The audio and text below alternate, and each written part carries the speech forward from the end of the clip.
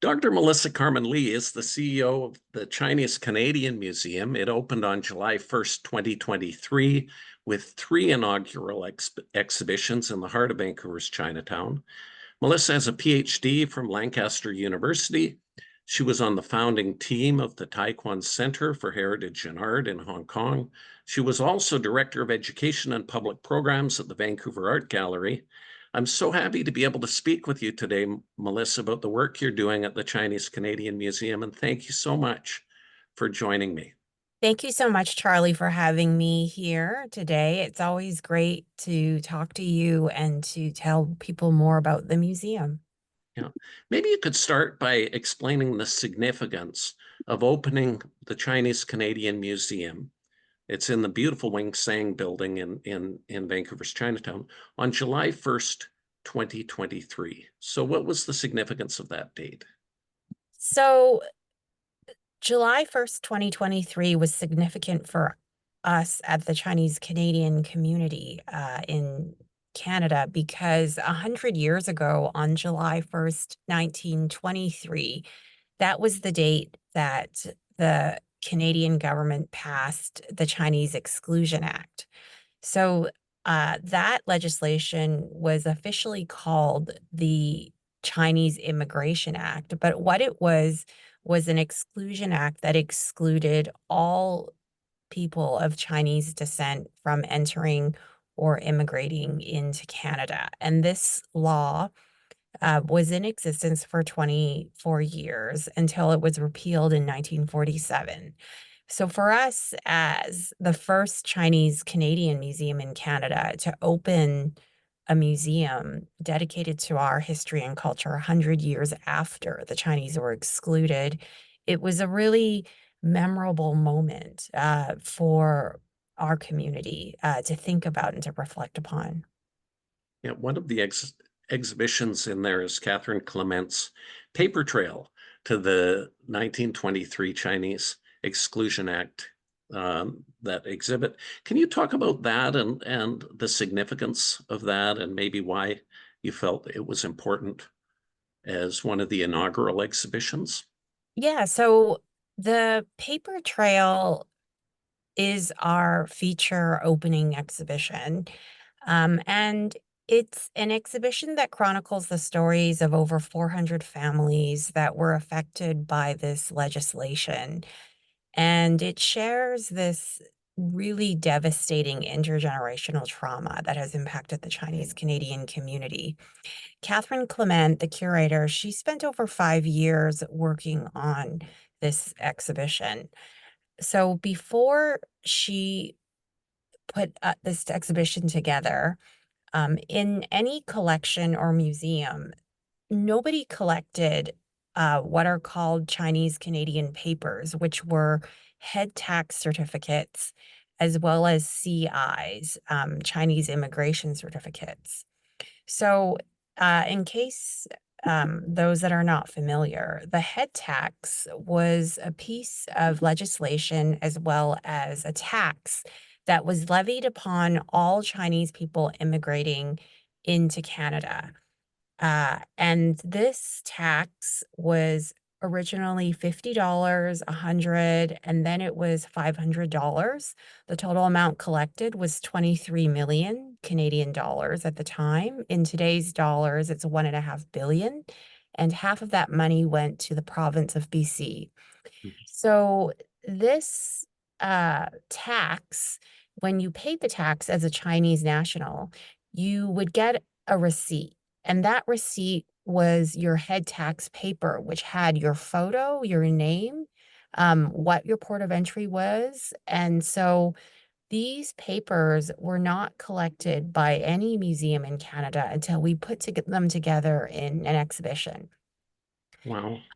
So this exhibition brings over 400 of these papers, as well as the Chinese immigration CI papers.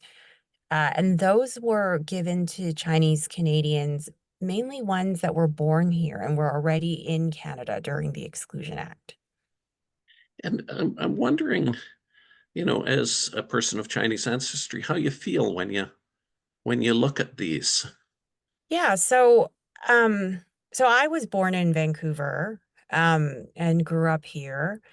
And I went to school, local elementary school here. It's called Tai Elementary. It was the first Mhm. Montessori school. My parents were one of the parents that put the school together. Back then in the 80s, if you wanted to start your own public school, I guess you could, as a form of really progressive liberal parents. And so growing up in Vancouver, I learned very little about Chinese Canadian history. A little bit about the head tax, a little bit about how the Chinese contributed to building the railway, but nothing about the Chinese Exclusion Act. It was not taught in BC education curriculum. And I think it was not really integrated into the curriculum until 2006, which was when the federal government, the Harper government, issued an apology for what the Canadian government did to the Chinese Canadian community. And then it became integrated into the curriculum. So my daughters, who now go to public school in BC, one's in grade 4 and the other's in grade 1, they learn about the Exclusion Act and they learn a lot more about it. But part of the reason why they do is because of these official apologies that were issued by the federal, the provincial, and then the municipal government. And I think it's really important, of course, because it gives a more diverse and nuanced view of the people that built Canada and the hardship as well as the perseverance of how this nation and this country was formed. And I think that all Canadians can benefit from learning more about the history of Canada for good or for bad. And one of the other things is the museum recognizes the close connections between Indigenous peoples and the early Chinese settlers. And how did that come about that you decided, or somebody decided, maybe the board or a curator, but to really celebrate that? Yeah, we in the museum, the paper trail is our feature exhibition, but we also have two other exhibition spaces where we have rotating exhibits. So on our ground floor, we have what we call our intro gallery. It's really an introduction to Chinese Canadian migration. So when you enter into the museum, the first ground floor exhibit you see is a timeline that explains some highlights of Chinese Canadian immigration into Canada. And so, as I mentioned in school, what we're mainly taught in Canadian history is that the Chinese mainly came in the 1850s during the gold rush and during the building of the railway. But the first Chinese came in 1788 and they landed in Yuquat Sound and they actually were shipwrights, which are people that built ships.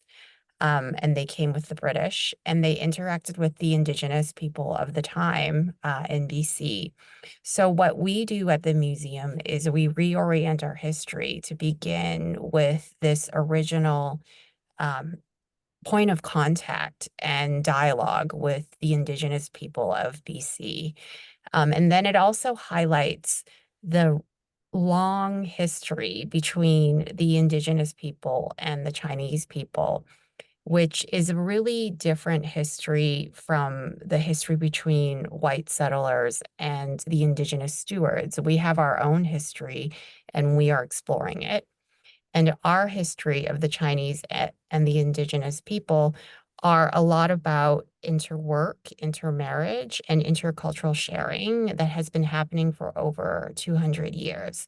So that I think is also a really kind of optimistic and nuanced part of relationships between settlers and Indigenous stewards in Canada that I think is really worth sharing. Yeah.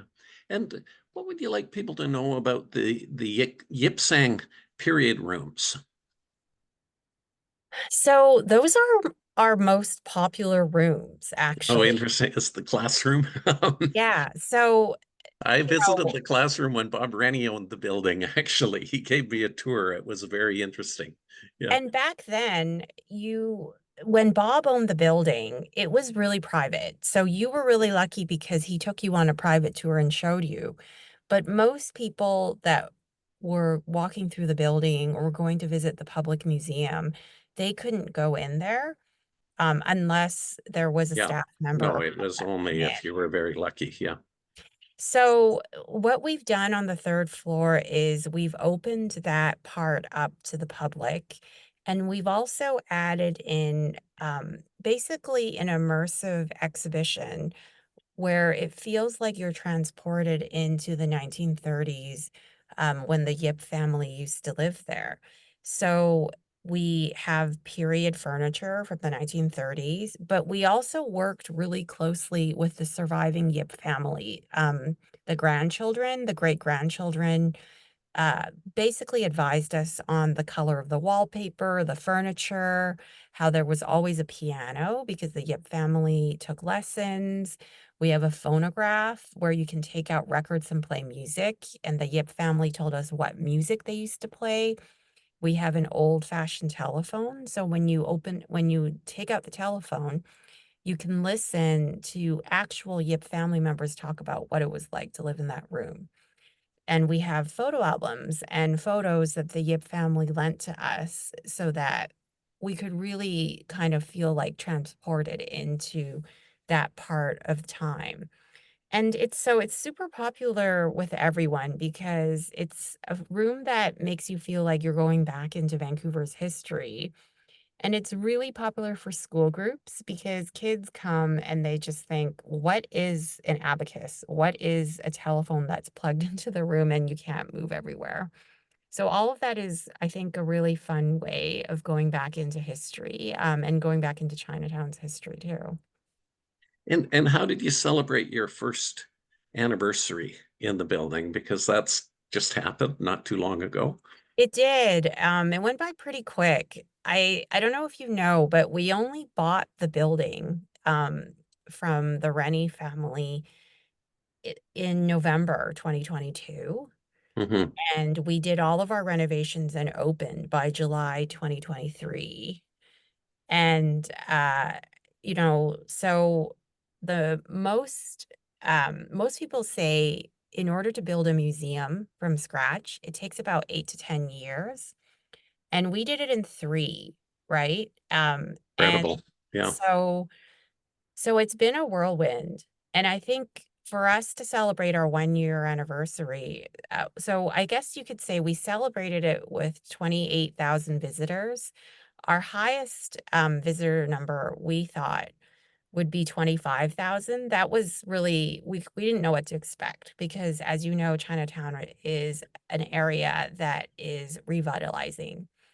And so 28,000 was something that we were really pleased with, when our highest point, pivotal point, we thought in terms of visitorship would be 25.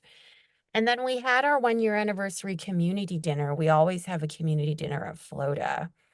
Um, and we celebrated with 800 of our closest friends. That's fantastic. And now you've had great jobs in the past, Melissa, and you're well educated. Why did you decide, with all the choices you have in life, that you wanted to work at the Chinese Canadian Museum?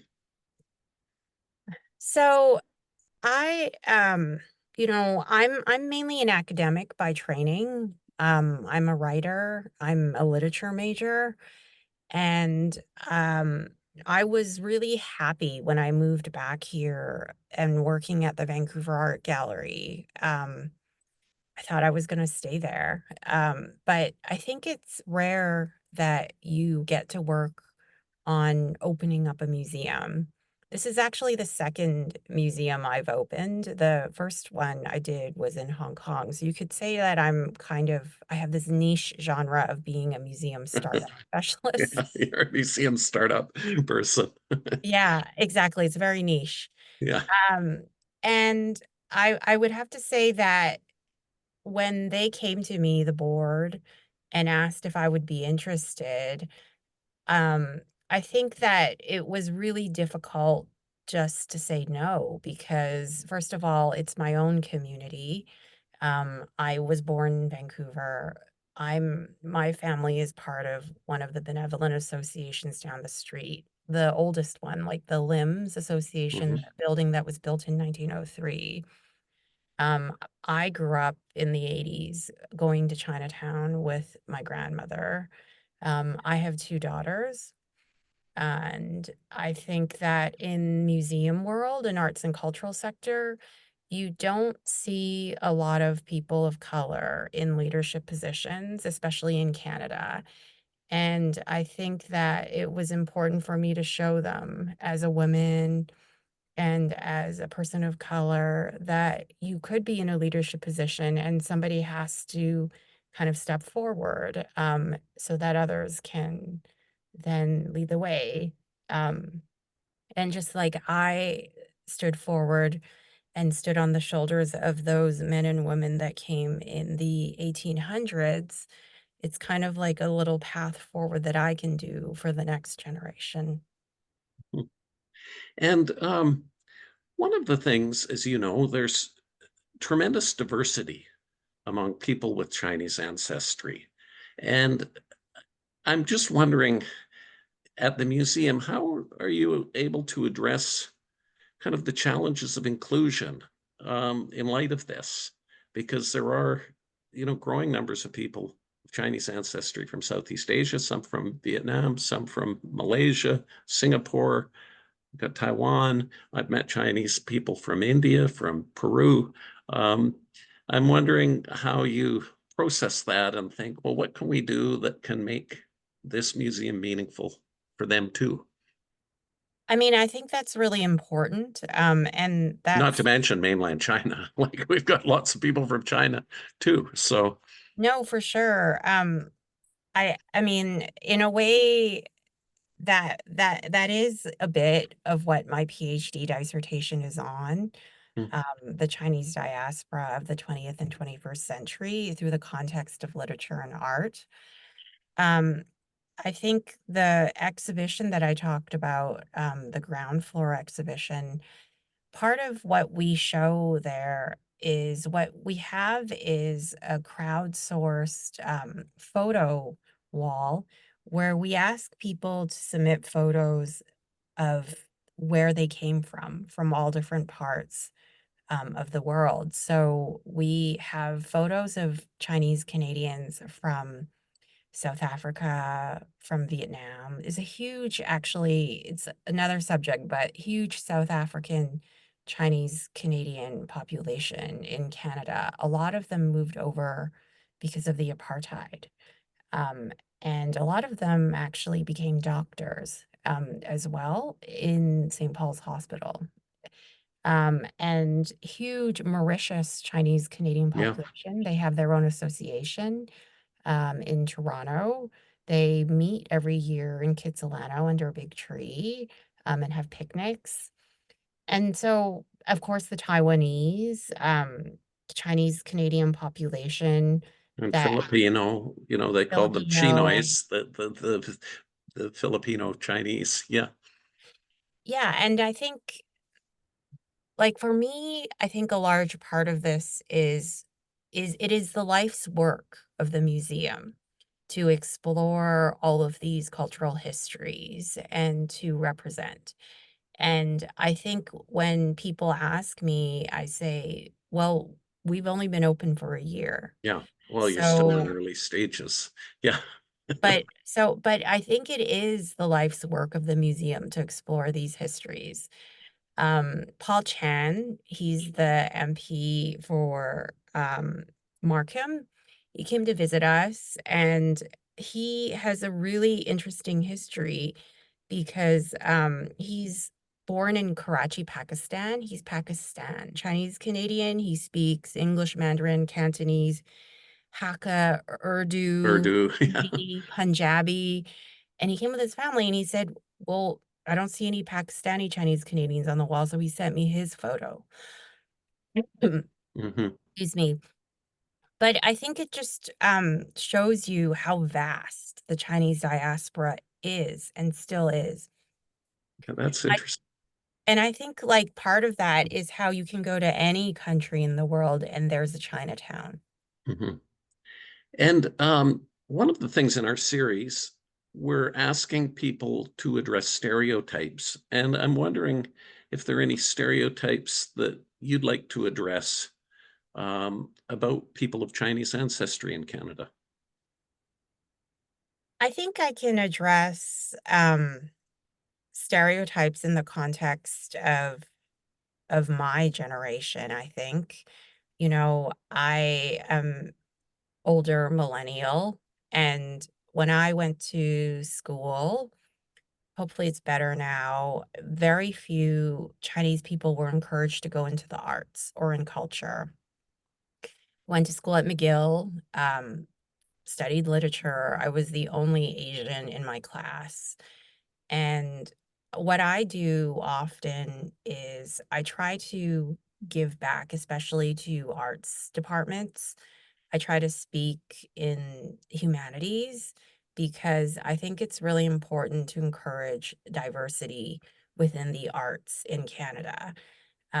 That's like another reason why there are not a lot of museum directors of color because museums are normally the depository of arts and culture. So I really think that that's really important to encourage people of color, Asians, that you can succeed in arts and culture. I've been in museum jobs in Canada where I walk down the hall and the staff say, "Oh, you're new here. Are you in accounting or are you in Mhm. fundraising?"